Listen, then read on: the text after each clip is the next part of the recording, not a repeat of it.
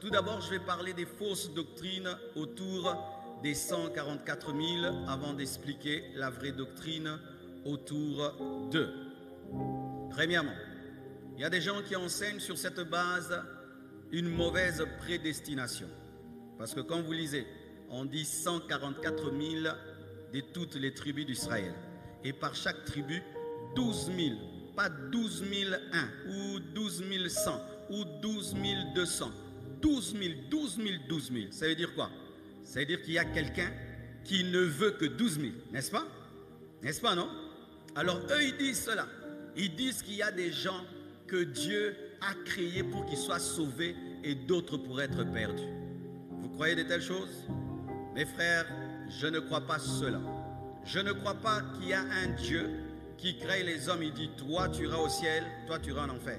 Même si tu veux croire en moi, je ne veux pas de toi, tu dois aller en enfer. Et toi, même si tu ne veux pas de moi, tu dois finir par croire et tu iras au ciel. Je ne crois pas cela. Pourquoi?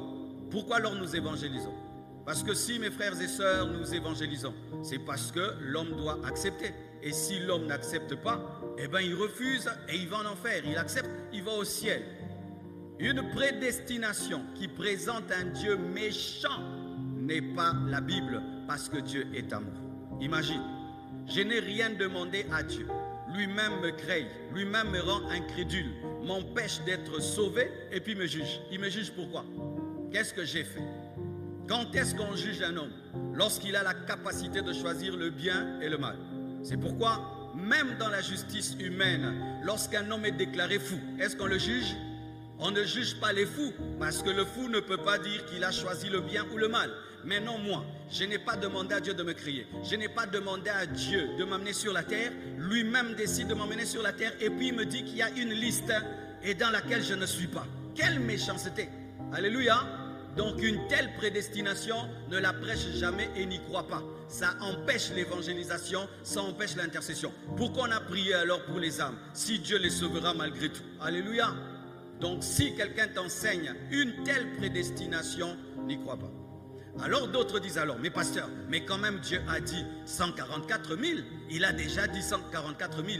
Révéler le futur n'est pas vouloir le futur. Parce qu'il y a une différence entre prédestiner et préconnaître. Dans la préconnaissance de Dieu ou la préscience de Dieu, Dieu connaît toutes choses en avance et peut les annoncer dans le présent. Mais ce n'est pas parce que Dieu sait en avance qu'il veut en avance. Dieu connaît le nombre des gens qui iront au ciel. Dieu connaît le nombre des gens qui iront en enfer. Il le sait, mais ce n'est pas qu'il le veut. Il le sait parce qu'il doit le savoir, parce qu'il est omniscient. Donne-moi la main. Mettons que j'ai la capacité de connaître les choses un jour en avance. Je peux lire une journée en avance. Et puis je te raconte cette journée. Est-ce que c'est moi qui l'ai engendrée? Non, j'ai seulement la capacité de lire la journée, mais pas de faire qu'elle arrive, mais de la lire. Et Dieu aussi a la capacité de lire la fin au début. Mais ce n'est pas qu'il commande que ça arrive parce qu'il t'a créé avec une volonté souveraine. Si tu ne voulais pas venir à l'église aujourd'hui, tu n'allais pas venir. Tu es venu parce que tu as voulu, c'est pourquoi tu seras récompensé. Alléluia. Car si Dieu nous téléguide comme des robots, pourquoi il nous récompense? Qui récompense sa télévision? Qui récompense son robot? Parce que le robot n'a pas de volonté. Mais comme nous ne sommes pas des robots, nous sommes récompensés parce que nous avions eu l'opportunité aussi de ne pas faire. J'ai porté ma veste aussi parce que j'ai décidé de la porter. Ce n'est pas Dieu. Alléluia. Si je décide aussi de l'enlever maintenant, je vais l'enlever. Amen. Hein? Parce que Dieu m'a créé avec la capacité souveraine de choisir. Amen. Donc si quelqu'un vient t'enseigner l'élection et la prédestination mal sur base de ce passage, fais très attention parce que ça peut te présenter un Dieu méchant, mauvais et aussi te décourager dans l'évangélisation, mais aussi dans la sainteté. Pourquoi? Si ton nom est déjà sur la liste, tu n'es pas encore né, tu n'es pas encore créé, pourquoi tu vas craindre Dieu? Pourquoi tu vas te sanctifier? Pêche, pêche, pêche, pêche, il va te retrouver là-bas. C'est comme les enfants des propriétaires des écoles, même s'ils n'étudient pas, ils ont toujours réussi. Alléluia. Mais ce n'est pas le cas. Tu dois croire, tu dois vivre dans la sainteté. Alléluia. Alors, mais la Bible nous parle de la prédestination, c'est écrit. Si tu tapes dans ta Bible prédestiné, ça existe, tu vas voir prédestiné, prédestiné. Qu'est-ce qu'est la prédestination dans la Bible? Nous sommes prédestinés en Christ. Tu entres en Christ, tu vas au ciel. Alléluia. Quiconque entre en Christ est prédestiné à aller au ciel. Si tu n'entres pas en Christ, tu n'es pas prédestiné. En soi, c'est Christ qui est prédestiné et nous sommes prédestinés en entrant en lui. Alléluia. Je fais un train qui quitte Lemba jusqu'à Limete. Et je dis, celui qui entre dans ce train se retrouve à Limete. Si tu entres dans le train, tu te retrouves à Limete. Tu te entres en Jésus-Christ, tu te retrouves au ciel. Tu n'entres pas, tu ne te retrouves pas. La prédestination est en Christ, mais il n'y a personne que Dieu a dit, toi je t'ai créé, tu iras en enfer. Amen. Je reviendrai un jour sur la discussion au sujet de Judas. Je reviendrai un jour sur la discussion au sujet du pharaon. Amen. Parce que les gens utilisent Judas et le pharaon. Je peux même parler de ça maintenant, non? Alléluia. Alors, pour le pharaon, pour ceux qui ne savent pas, le pharaon a été endurci lorsqu'il s'est endurci. Parce qu'il y a un principe de Dieu dans le domaine de l'endurcissement. Quand tu t'endurcis trop, maintenant, il t'aide à être plus dur afin de te taper. Mais au départ, c'est toi qui commences, maintenant, lui t'achève. Donne-moi l'amen. Aussi, au sujet de Judas, comme Dieu connaît le futur, il pouvait annoncer qui va vendre Jésus, mais il n'a pas cité son nom. Donc quelqu'un d'autre pouvait le faire. Ce n'était pas approprié à Judas. Donne-moi l'amen. Et même, Judas pouvait se repentir et entrer au ciel parce que Pierre aussi a renié, il est entré au ciel. Donc il n'était pas condamné à aller en enfer, il pouvait se repentir comme tout le monde peut se repentir. Même Paul qui a tué Étienne s'est repenti, Dieu lui a pardonné. Donne-moi l'amen, hein? Donne-moi l'amen. Donc retiens ceci, Dieu ne t'a pas créé pour aller en enfer. Alléluia. Dieu ne t'a pas créé pour aller au ciel. C'est à toi de choisir où tu vas finir. Toutes les personnes qui finiront en enfer diront c'est ma faute. Toutes les personnes qui se retrouveront au ciel diront j'avais cru. Donne-moi la main, hein? Une autre fausse doctrine au sujet de ces 144 000. Certains disent que c'est une secte. Vous connaissez la secte là? Je ne cite pas les noms, je ne veux pas de problème. Amen. Il y a une secte qui a enseigné que ce sont eux. Et vraiment. D'abord, ils sont plus nombreux que 144 000, n'est-ce pas? Ce sont des millions sur la terre. Maintenant, déjà, eux-mêmes là, beaucoup vont rater parmi eux. Dites c'est faux. Ce n'est pas une secte. Ce n'est pas une église. Amen. Troisièmement, d'autres disent... Et là maintenant je dois revenir sur l'enseignement sur le millénium que tu as raté mercredi, vendredi, mais je te donne une partie. Voici ce que la Bible enseigne sur le millénium. Le millénium, c'est le règne de Jésus-Christ sur la terre pendant 1000 ans. Et pendant ce règne, Jésus va établir la justice, l'amour et la paix sur la terre. Amen. Alors qu'est-ce qui va se passer dans le millénium? Satan sera lié pendant 1000 ans pour qu'il ne dérange pas. La terre va devenir comme un paradis mais pas parfait. Les hommes vivront très très longtemps. Ce sera vraiment comme un paradis, parce que la chèvre avec le lion vont vivre ensemble sans se manger, l'homme et les lions vont vivre ensemble sans se manger. Alors qu'est-ce qu'ils enseignent? Ils disent qu'il y aura une partie des hommes qui va vivre sur la terre, mais une autre partie va vivre au ciel. Les 144 000, ce sont ceux qui vont vivre au ciel, les enlevés. Amen. Ils disent que certains, nous là, nous tous là, tout quand on dit vous, on ira au ciel. Dites-vous vraiment, vous n'irez pas au ciel, vous allez rester sur la terre. On va rester sur la terre avec un paradis terrestre. Et puis il y aura 144 000, eux vont vivre au ciel. C'est faux. Amen. Je vais le prouver pourquoi c'est faux. Aussi, d'autres disent pire encore que les 144 000, ce sont tous les chrétiens dans le monde, tous les enlevés, tous les ressuscités. C'est le chiffre de tous les chrétiens dans le monde. C'est archi faux. Pourquoi? Parce que les 144 000 sont présentés dans la tribulation et l'église ne passe pas par la tribulation. Amen. Donc ça ne parle pas de l'église, ça ne parle pas d'une secte, ça ne parle pas d'une moitié qui est au ciel et pendant que les autres sont sur la terre. Ça ne parle pas d'une mauvaise prédestination. Alors ça parle de quoi? Dis à ton voisin, alors ça parle de quoi? Alors premièrement, ça parle des Juifs. Les 144 000, ça parle des Juifs. Parce que la Bible le dit, on l'a lu dans Apocalypse 7, verset 4. La Bible dit, et j'entendis le nombre de ceux qui avaient été marqués du sceau, 144 000 de toutes les tribus des fils d'Israël. C'est écrit, non? Alléluia. Pourquoi on va aller loin? Amen. C'est pour les Juifs. Pourquoi les Juifs? Vous devez savoir, mes frères et sœurs, quand on lit la Bible, au départ, Dieu c'était avec les Juifs, hein? Amen, hein? C'était le peuple de Dieu. Alors même ceux qui disent, ah, pourquoi Dieu a choisi un peuple? Parce que Dieu commence toujours quelque part. Même toi, tu commences toujours quelque part. Alléluia. Oh, pourquoi Dieu a choisi seulement les Juifs? Les Juifs n'ont pas été choisis parce qu'ils sont meilleurs que nous. Parce que Dieu seulement doit commencer quelque part. Si même tu veux construire une maison, tu commences quelque part. Et Dieu, pour enseigner sa grâce, a commencé quelque part. C'est le peuple par lequel Dieu a commencé pour enseigner la foi en un Dieu invisible, unique au monde entier. Alors ce peuple-là que Dieu avait choisi, qui est sorti d'Abraham, est tombé dans l'incrédulité. Pourquoi? Parce que quand Jésus est venu, il n'est pas venu comme il pensait. Il est venu comme un fils de charpentier. Il est né au travers d'une femme. Il a dit non, Dieu ne peut pas être comme ça. Ils ont refusé, ils l'ont tué. Et quand ils l'ont tué, la Bible nous dit, elle est venue auprès des siens et les siens l'ont refusé. C'est alors qu'elle s'est tournée vers nous. Alors Dieu a donné le dos à Israël parce qu'Israël n'a pas cru. Jusqu'aujourd'hui, ils ne croient pas. Quand tu vas en Israël, il y a peu de juifs, il y a quelques juifs qui croient, mais la plupart ne croient pas. Ils prient devant le mur de lamentation. Ils attendent la restauration d'Israël alors que Jésus est déjà venu. Alors Dieu leur a donné le dos pendant un temps pour sauver les nations. Mais Dieu ne les a jamais oubliés et n'a jamais oublié la promesse qu'il a faite à Abraham. Amen. Après l'enlèvement de l'église, quand l'église sera enlevée, pendant la tribulation, Dieu va sauver Israël. Les juifs vont croire, pour ceux qui ne savent pas. Les juifs vont se convertir pendant la tribulation. Pourquoi? Ils connaissent la parole, ils connaissent l'Ancien Testament, ils ont rejeté le Nouveau Testament. Mais quand ils vont voir que le Nouveau Testament s'accomplit, ils vont croire, alléluia, que le Dieu qu'ont prêché les chrétiens est vrai. Ils ont annoncé l'enlèvement, ils ont disparu. Oh, les chrétiens ont disparu pour de vrai. Oh, les chrétiens ont disparu. Les juifs vont se convertir. Les 144 000 dont parle la Bible, ce sont les juifs qui se convertiront. Amen. Ce sont les juifs qui se convertiront et ces juifs prêcheront la parole et ces juifs seront persécutés par l'Antichrist.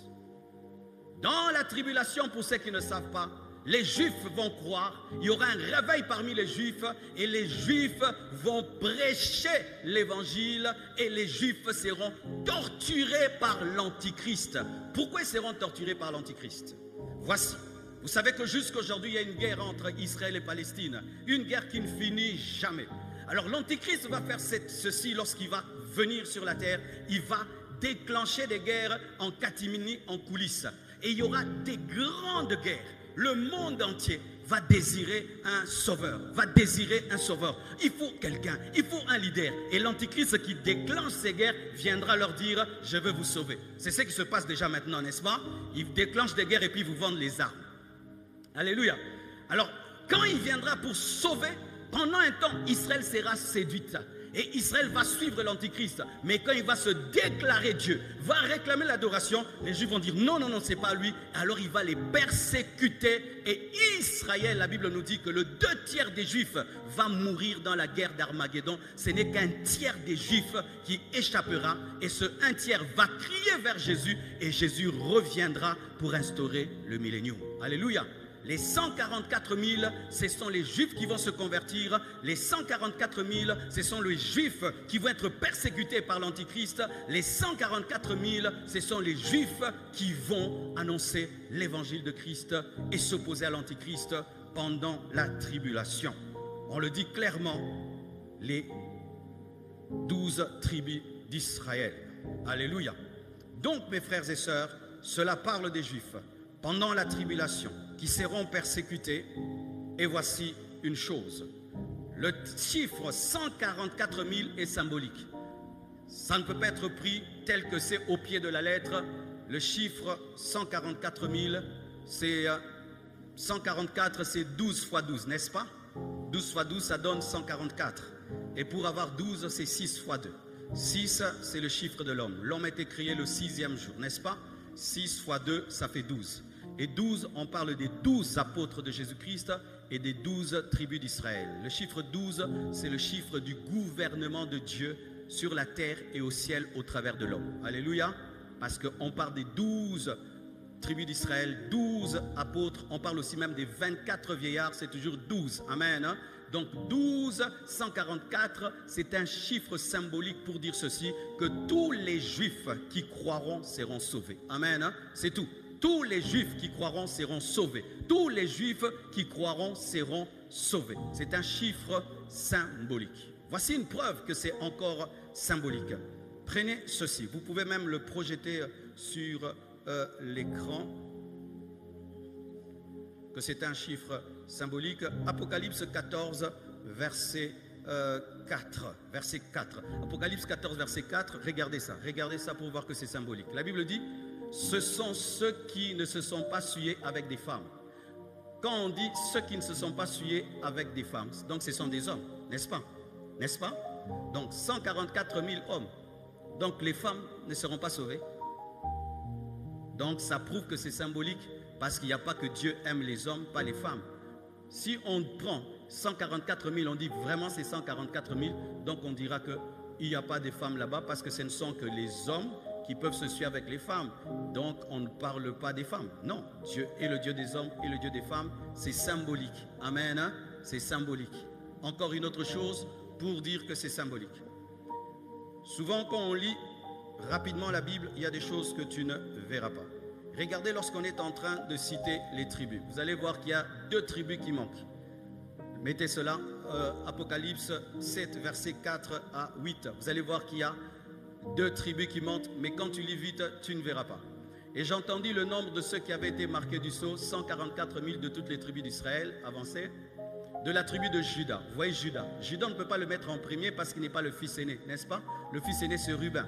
Mais on met Juda en avance parce que c'est un symbolisme pour dire que Jésus-Christ est le lion de la tribu de Juda et c'est Juda qui a engendré le roi. Amen. Hein? Et pourquoi Ruben n'est pas mis en premier? Parce que vous savez que Ruben, le premier fils de Jacob, avait couché avec sa concubine et son droit d'aînesse avait été donné à Joseph. Amen. Donc c'est un enseignement. Amen. Quand tu prends ça 144 000, ils sont à 144 000. Non, c'est un enseignement. Vous voyez Juda, on parle de Ruben. Continuez Gad. Après Gad, Aser, et puis Nephtali, et puis Manassé. On continue. Et puis Siméon, et puis tribu de Lévi.